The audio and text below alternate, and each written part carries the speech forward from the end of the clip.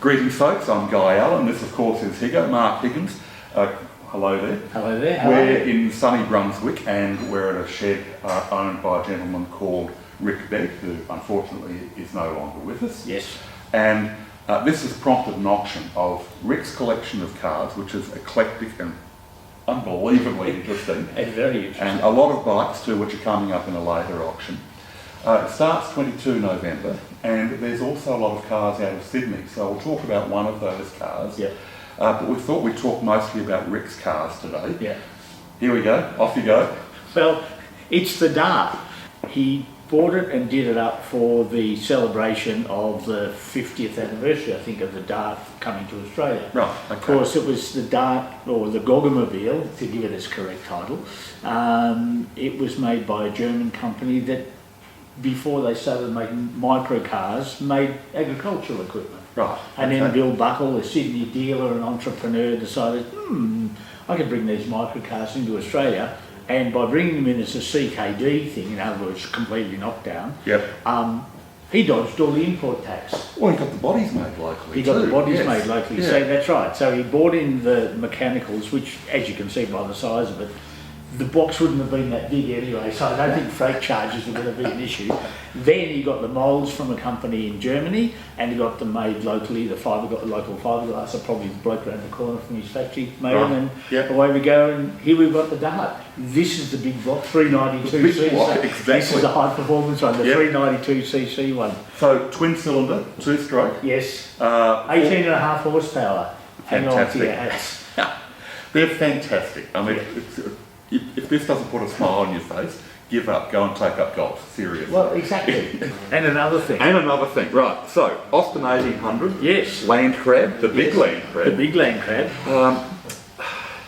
Designed by, Alec Hisagonis, who did the Mini, of course. yes. And this is like, I guess the easiest way to describe it is this is like a big Mini. Like Yeah. the packaging Yeah. is very, very clever. The interior is big enough to have its own postcode. They were hugely popular in Australia. This, as you pointed out to me earlier, was at the sharp end of the London-Sydney Marathon. It was. Everyone remembers Bianchi's crash. Everyone remembers Andrew Cowan and the Hillman Hunter winning it. But Paddy Hopkirk in the Austin 1800 finished second. Right. Second Right. outright, and then that car stayed in Australia, as I understand, and Evan Green, who I think was also part of the Leyland rally team, and an accomplished, very accomplished rally driver in Australia, Right. then competed in rallycross, which was in its infancy back in Australia in the late 60s, early 70s, in that rally car, and was always in the final and always at the sharp end of that as well. So it's got a great competition history, the 1800. It sold like hotcakes in Australia for many, many years, Yeah. but you don't see them on the road. No, you don't. Nobody's bothered restoring them. And No. the reason this one survived is it's literally a one-family car. Well, that's right. It was bought new by the current owners, and the estimates will make the last 5 to 7. I know. The last one for the Rick Begg collection, and Wow, what a to special me, car. this was at Motor Classica one year. Right. I saw it prior to that in Rick's shed some years ago. Okay. It's been coach built, like all of these things. Sunbeam provides, it's a 1928 Sunbeam, I was getting ahead of myself. Okay. Straight 8 engine, 5.5 litre if I remember correctly. Right.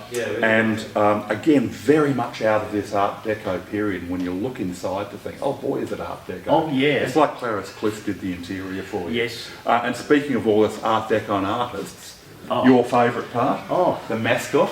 Yeah. It's done in the style of Lalique. I don't think it is a Lalique. I think that was done subsequently It's when stunning. it was coach built. Well, whoever had this body made, Yes. they did a replica of a very famous design. Okay. And they did not spare the horses. They threw serious money at this Yeah. thing. You just have to look at it to realise how much has been thrown at it. I just love that. I think that's... Yeah. Your favourite part. Yeah, it is. And the interior. Like, it's stunning. It really is. Yeah, it is. Blew me away. Yeah, and it's a big car. Oh, yeah. Like it's my height. Now I'm over 6 foot tall. Yeah. But this is a huge car when you stand next to it. And the thing that gets me is the estimate's about 160 to 190. If this had Rolls Royce on the front of the grille, and it looked like this, it would have another 0 on it. Yes. Like, Yeah. honestly, it's just, to me, if the estimate's even close to being right, let's just say you spend a couple of hundred on it, I reckon it is a bargain, It's a bargain. at that price. Yep. So, in amongst all of this, in addition to Rick's collection, Yep. there's a whole other collection of cars coming out of Sydney. Alfa Romeo, all sorts of really interesting stuff. Yes. The one that got my attention for completely selfish reasons is a 1988 Mercedes-Benz 300 SEL. Ah, you're a bit familiar with that car. I'm a bit familiar. I've got one in the shed, yes. And the reason it got my attention is it's estimated at 8 to 12, which is about what they're worth. Okay, it's ridiculous. This is cheaper than potatoes per kilo, I reckon. Yeah, totally. The 300 is the inline 6, so Yes. it's the kind of the base engine for that W126 Yeah. series. Reliable as a hammer. Oh, yeah. Really simple thing. 4-speed auto in it. Yep. What makes the SEL different, it's a stretched S-Class. That's right. So- L meaning long wheelbase. That's it. Yep. So you've got about that much extra in the wheelbase. It's about a foot longer, all of which goes in the back seat. Yes. So you can fit 4 people my size with room to spare. Yep. It's got a taller turret.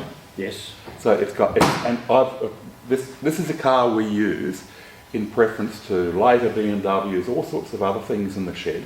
This is our first choice for any long trip Okay. because of the long wheelbase Yes. and the big tall tyres, Yes. all that sort of Yeah. thing. It rides beautifully. Oh, yeah. And it eats up the miles. Eats up the miles. It's Yep. just like a lounge room on wheels, Yes. basically. Yeah. So there you go. It's worth looking at the Sydney cars. It's, like I said, there's a huge variety there. Some high-end stuff, low-end stuff like the Benz, Yes. and a couple of bargains, I reckon, or potentially. Yeah. Well, I just having a bit of a troll through it yesterday, and I saw a little TR4 Triumph. I Yes. thought, cute little car. You know, Aren't that'd they a be good nice, looking yeah, thing? very That good car. Italian design, Yes. 4-cylinder engine, very straightforward mechanically. Yep. Lots of people who can fix them now. You can make them more reliable now than they ever were new. Yes. And that beautiful, really cute, it's hard to say what it is. It's almost an economical design. Yeah. There's no flares or anything like No. that. It's just a very understated, Yeah. clever piece of design work. Yeah. And the timber dash and all that Yeah. sort of thing. It's just a quintessential 60s sports car / roadster or Yeah. whatever. Yeah. Beautiful. It just caught my eye straight away. Okay.